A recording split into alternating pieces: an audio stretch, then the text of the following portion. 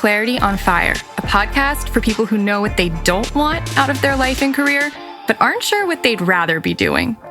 In a world where it's easy to exist, but hard to feel alive, we, Kristen and Rachel, two certified life and career coaches, are here to help you cut through the information overload, get unstuck, and focus not just on how you can have a career you're passionate about, but how to create a whole life that feels fulfilling. So join us here, where we serve up inspiration and down-to-earth wisdom in a way that only two best friends can. We want you to experience the relief of knowing that, yes, you're allowed to want more out of your life and career. And no, you don't have to wander through the dark anymore. Our job is to light the fire that shows you the way. Let's go.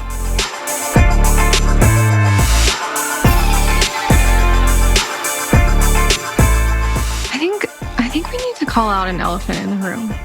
It's been here for like 3 years. We haven't ever called it out. Which is? So, you know how you always tell people, well, the podcast is like Rachel's baby. You know, you tell people that? Uh-huh. But you've never said that on the podcast. Yeah. So people think that I just talk a lot and that I like probably talk over you and that you're like some victim who sits in the corner wishing she could talk more and like be empowered. And I'm like, if I died, she would never podcast again. I am the reason we're here. Totally. Yeah. So there's some other things that I am doing that that are my baby. Okay.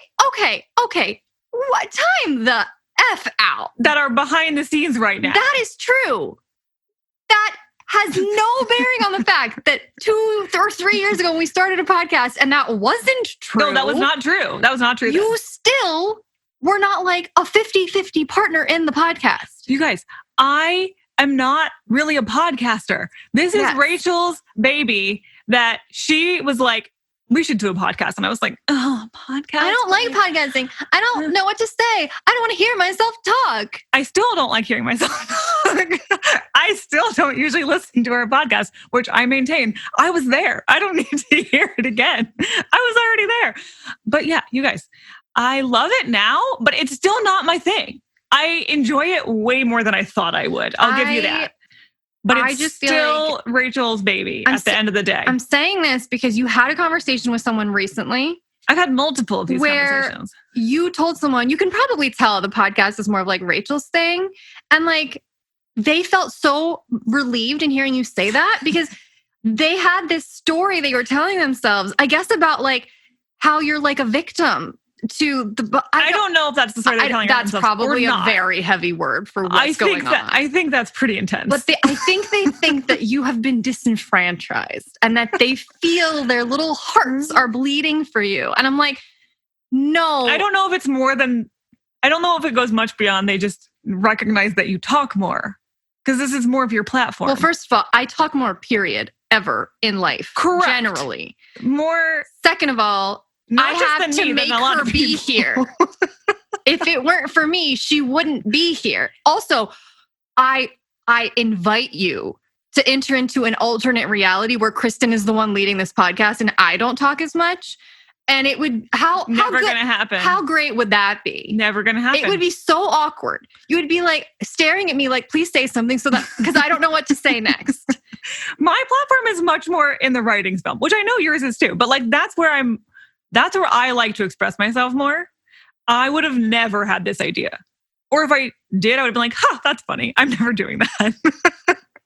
No, I feel like we should have an episode where I just hardly say anything and you have to lead. And you would feel how awkward she felt the whole time. You would feel in your bones how much she hated it. I don't want to just talk by myself. Whereas Rachel would have a podcast on her own. I know she would.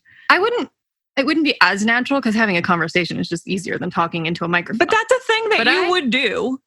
Yes, I definitely would do it. It'd be a different format, but you would like I have go off ideas on your for own. My own solo podcast. I know. I do. I do not. Nor will you ever.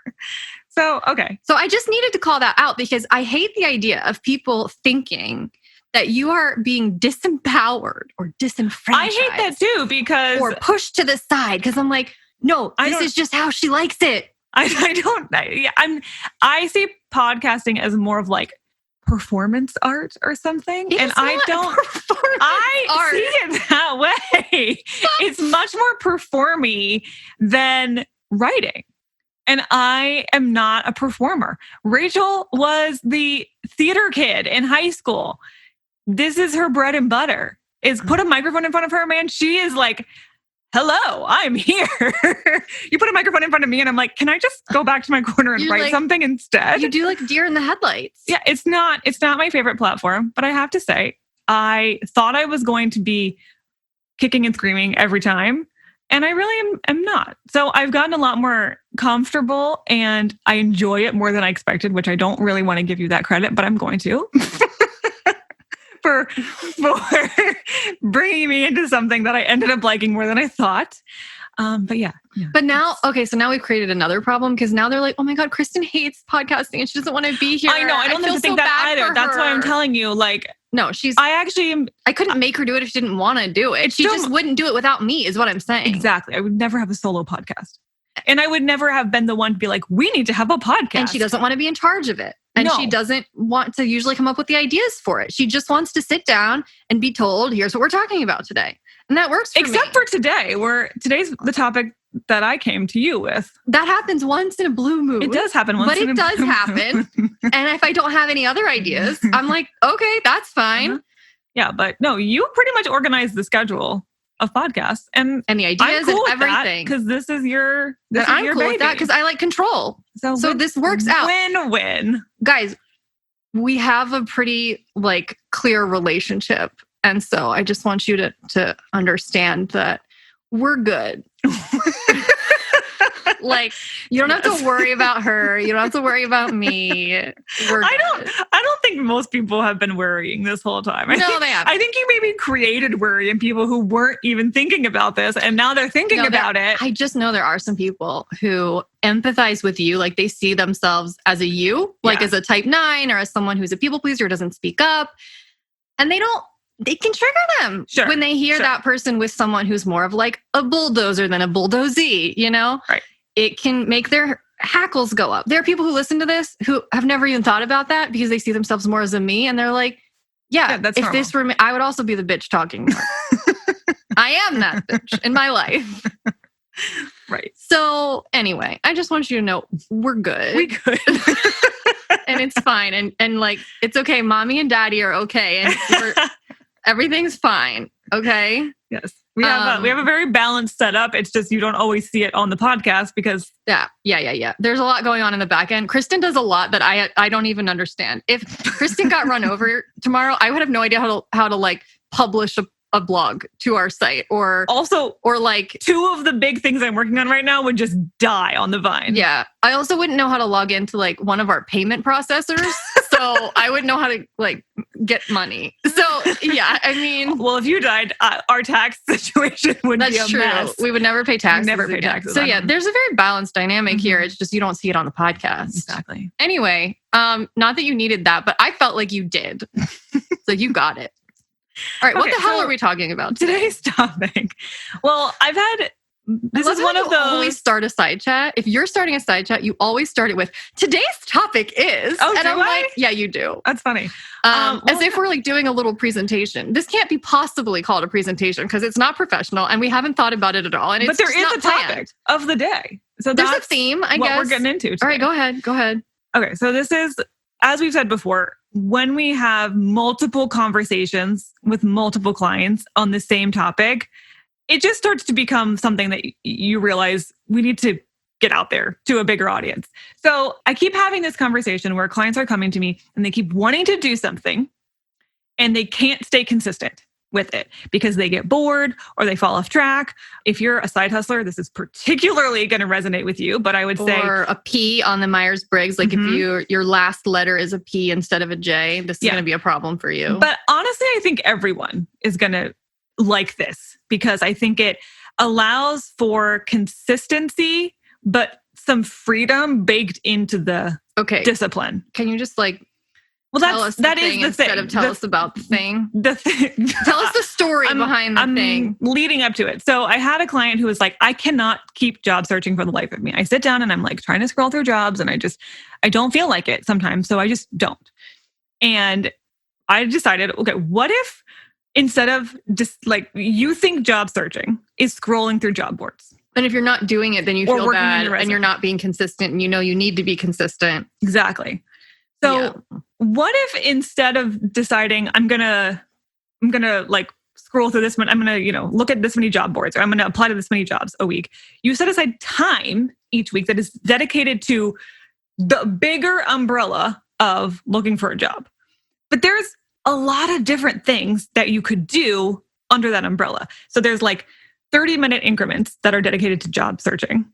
But yeah, you could scroll through job boards and you could work on your resume, but you could also reach out for informational interviews, or you could explore other interesting profiles on LinkedIn, or you could listen to a podcast from somebody who has a job that you think is kind of cool. So you have like a menu of things that you could choose from in that 30-minute window.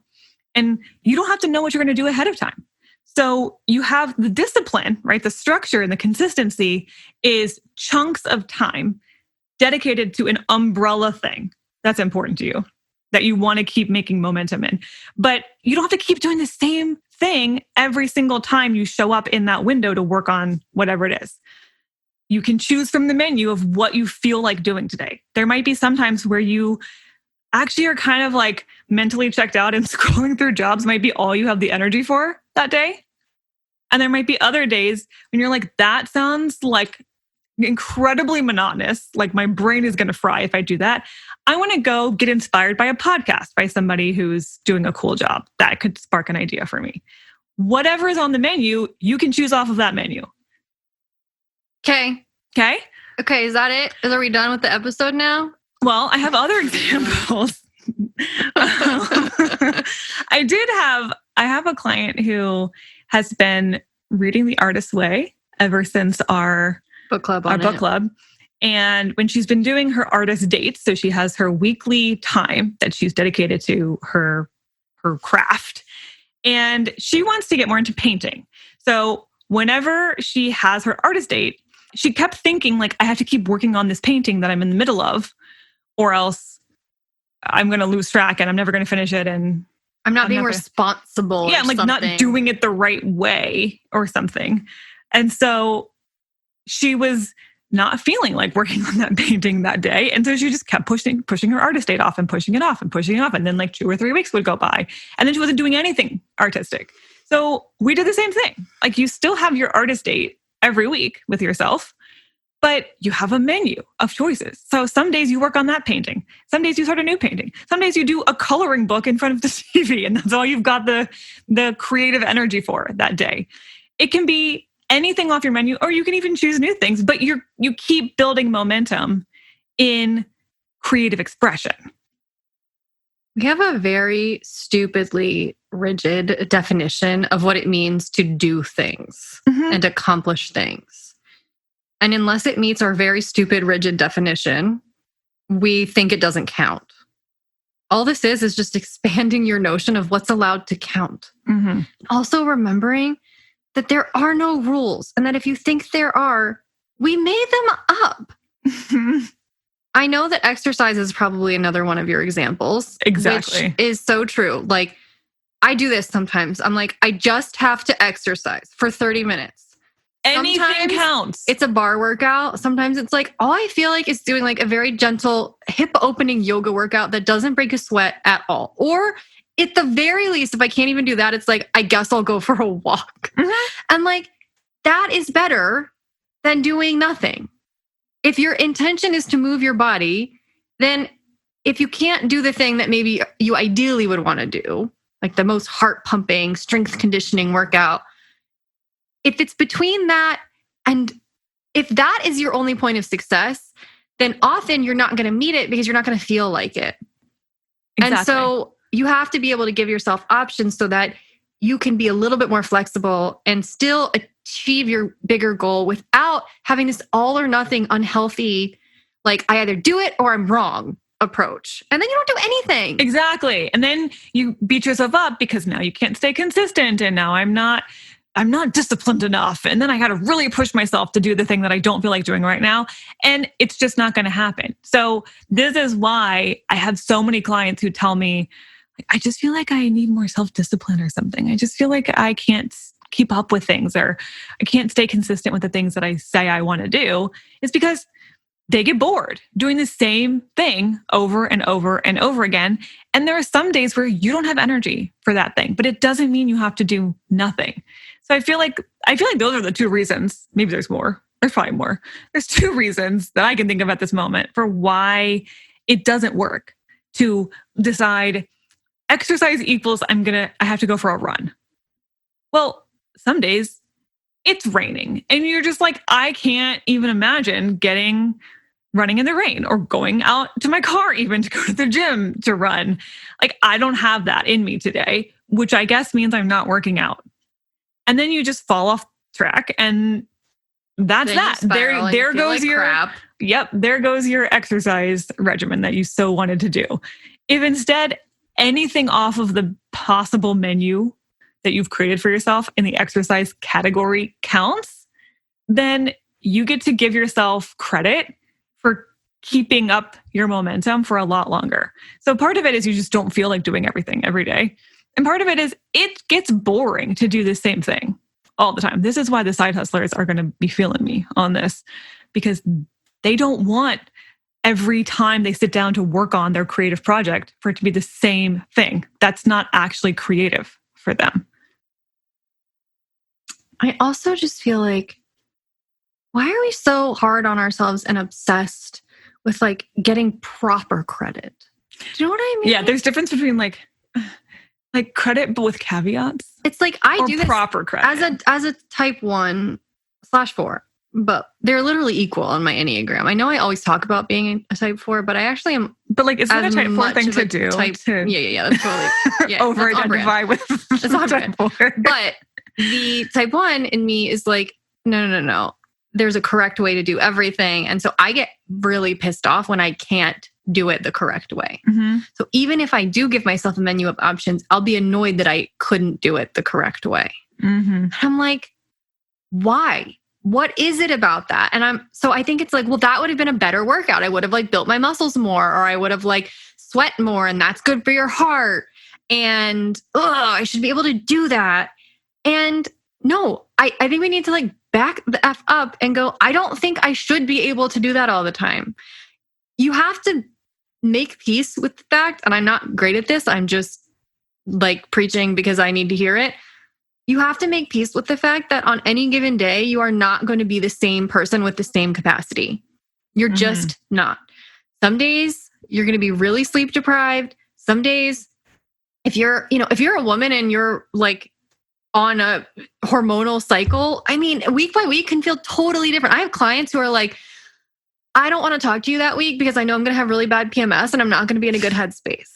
So why do you think you can exercise or work or do anything productive to the same capacity? You just can't. When your body is a different body. I'm like, on people in your life are going to have needs from you. And if you're a highly sensitive person, forget about it. The weather will throw you off. A news story that you saw that morning will throw off your energy. And I know we have a lot of highly sensitive people. So in that case, you have to be aware of the fact that you don't always have the same capacity every day. And to try to treat yourself like someone who is a robot and every day can produce the same amount of results, then that's not particularly very self-loving. So if you can give yourself a menu, you still get to give yourself credit for doing something off of the menu. And you don't have to feel extra bad about yourself and extra judgmental about yourself because, I didn't do the thing or didn't do the right thing or didn't do it properly or correctly. Like, you did a thing. It counts. It all counts. And it's much more fun. And I feel like it's more interesting this way. Choices. It might not always feel more fun, but it will hopefully feel more free, which is equally, if not more important, I think, than having fun is not feeling awful.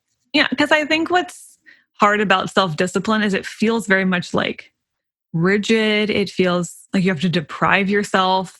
And so even though a lot of people I talk to seem like they want more self-discipline, it also just feels kind of bad and restrictive.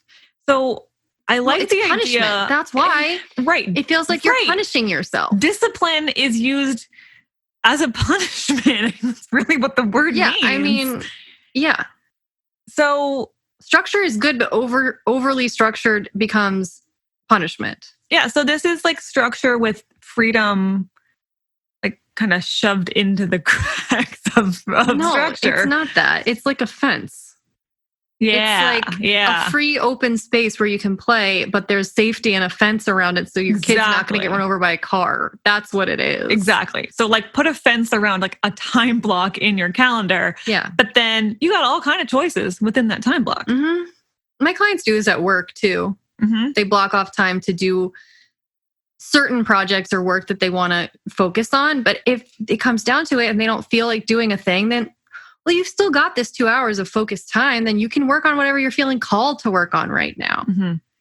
I kind of think of, and I know we did an episode a while back about masculine energy versus feminine energy, and how masculine energy is very much like, go out and hunt down the thing that you want and push and strive and take all these actions and make it happen. And feminine energy is like, I'm just going to like lay back and let the right things come to me. And then I'm going to like choose what feels right. And I'm going to use my intuition. And it's much more seemingly passive on the outside, but intuitively and creatively driven. This, I feel like, is a marriage between the two. So the masculine part of you is like, we're going to set a schedule. There's going to be time that we keep working on the thing that you say you want to do so badly. But then once you're there, you get to tap into your intuition and the more feminine side and say, okay, what do I feel like today? I got all these choices. What strikes my fancy? Or just what is the path of least resistance? Yeah, some days that might be all you got. Yeah, it's just, I can't rise to that occasion. What can I do without killing myself? Mm-hmm.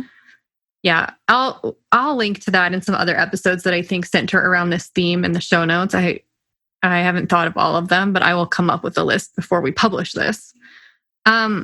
I think we have to just redefine what progress means, because I think we have a very rigid definition of what it means to make progress. Yeah. And when you redefine that, you get to give yourself credit for way more stuff. Yeah. Which we're advocates for. Again, progress is something we made up.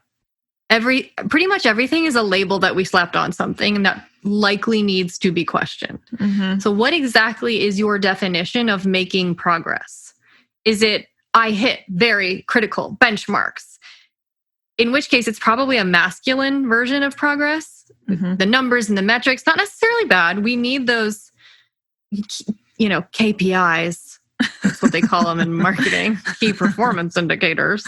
But there's also a different kind of progress, which is how I feel and how maybe flexible I was able to be with myself, because emotional, spiritual, internal growth progress is also an important kind of progress.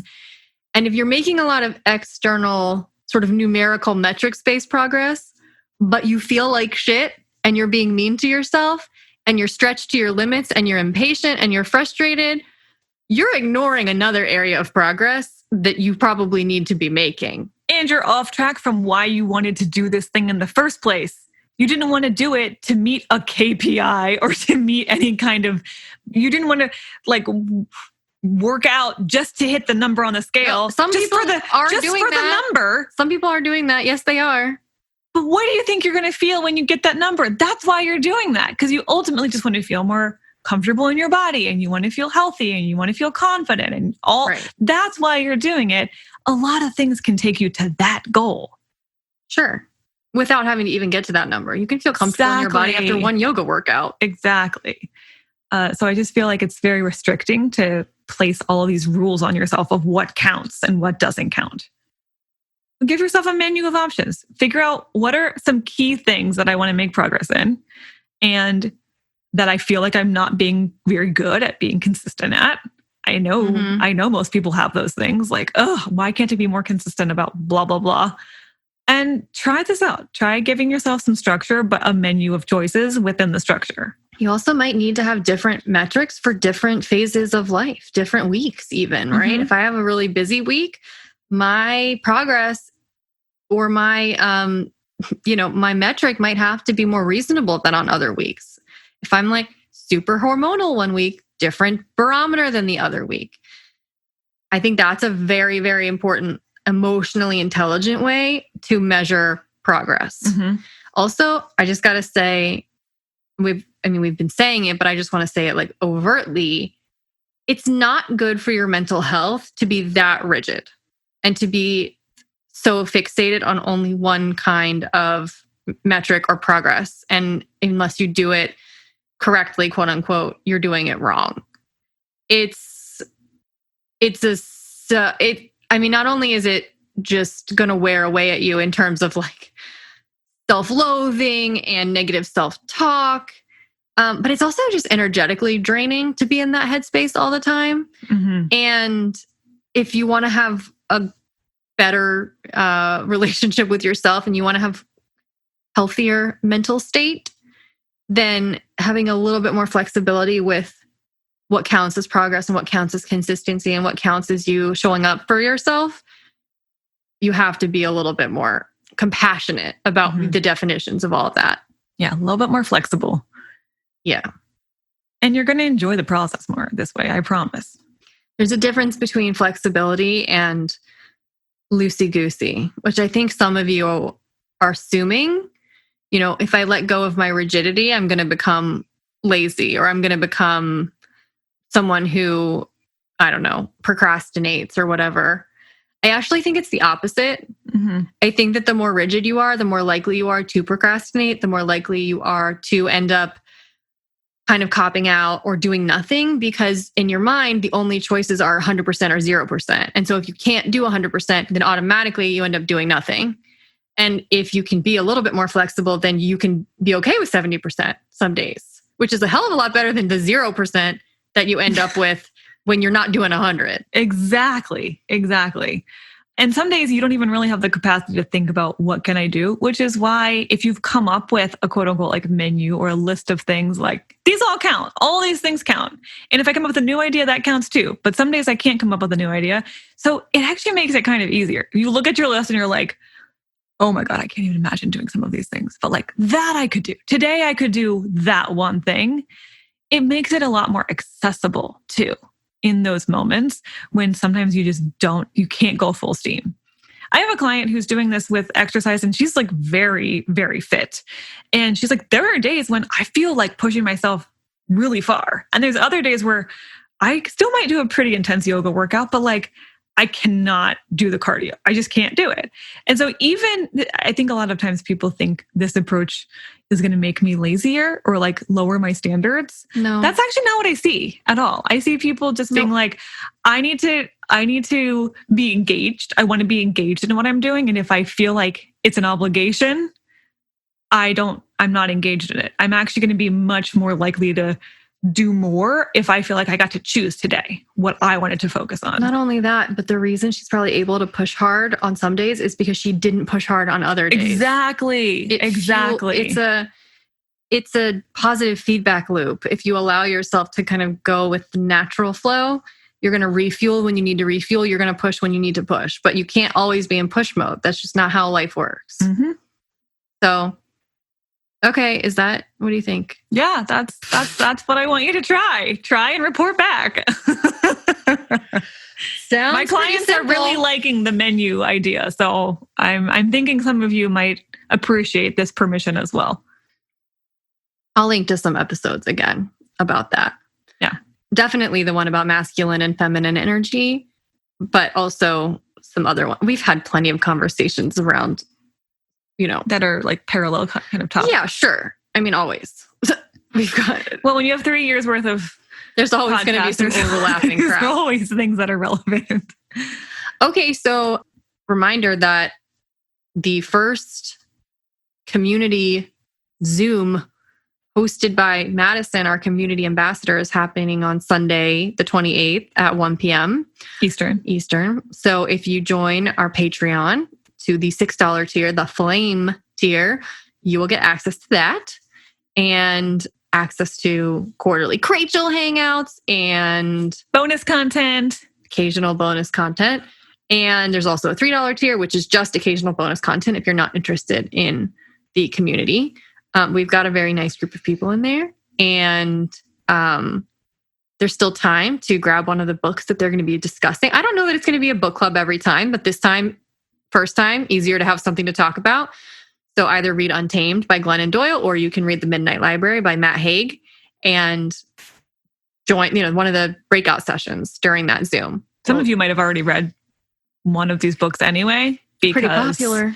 Yeah, they're pretty popular books. So if you've already read one, really easy. If you haven't, grab it real quick from Amazon in 2 days or get an audio version if you want to just listen. What do you mean, grab it real quick? Amazon Prime. You can get it to your house in 2 days. I thought you meant like The Thing was in 2 days. I'm like, no, The Thing is in like 10 I'm days. just saying you can have the book to your house in 2 days if you have they Prime. can just download it on Audible and get it instantly. Exactly. And then you can start Which Audible today when you're washing podcast. Dishes. Right? Hi, Audible. I think we need to have, we're not quite at that level. We would love for some of you who would want to be part of a Clarity on Fire virtual community and meet up every month and get to know each other. Start this month. Start out with our book club and check it out. We've already got a great group. I'm looking forward to, it's on my mind, and I'm waiting until we have at the time we're recording this, it's still pretty early in March. I'm waiting until we have a little bit bigger group of people, but I do want to, Patreon doesn't have I wish it did. It doesn't have a forum. It should. That should be a feature where people can chat with each other. Mm-hmm. There's not really an easy way to do that. You can make comments on posts, but I'd like for people to be able to have a thread, and chat with each other.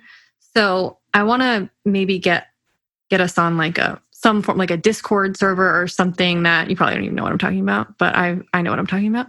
But something like that, so that we can have channel. Most people have Slack. I know that's such a professional thing. But we're gonna let the community tell us what they. Yeah, I mean, maybe I'll just decide and say this is where we're doing it, or maybe I'll ask. But either way, I want to have it so that we can actually have ongoing conversations instead of just a monthly hangout or a quarterly thing. I want there to be easy ways for people to make friends. That's the point. We're supposed to It's not really about you and me. It's about introducing all these people to each other. Yeah. So definitely check out our Patreon page. It's patreon.com/clarityonfire, or we now have a community tab on our website. So you can go check that out too. And it'll take you right to the Patreon page. Okay. We will see you next Friday with, I don't know yet. We'll just see you then. We'll be there. I promise we'll be there. I just don't know with what. So, all right. Bye.